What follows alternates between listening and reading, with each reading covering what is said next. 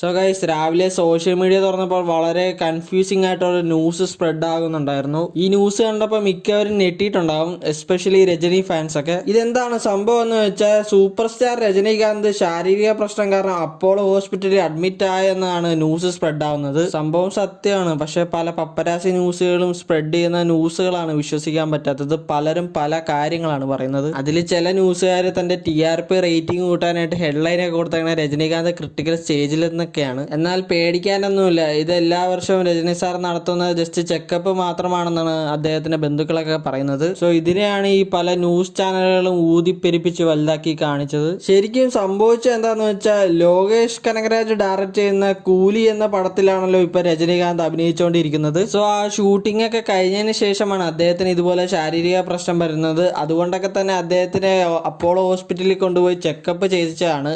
ഇപ്പോൾ ലേറ്റസ്റ്റ് ആയിട്ട് കിട്ടിയിരിക്കുന്ന ന്യൂസ് എന്താണെന്ന് വെച്ചാൽ, അദ്ദേഹത്തിന് കുഴപ്പമൊന്നുമില്ല, അദ്ദേഹം ഓൾ ഓക്കെ ആണെന്നാണ് അറിയാൻ കഴിഞ്ഞത്.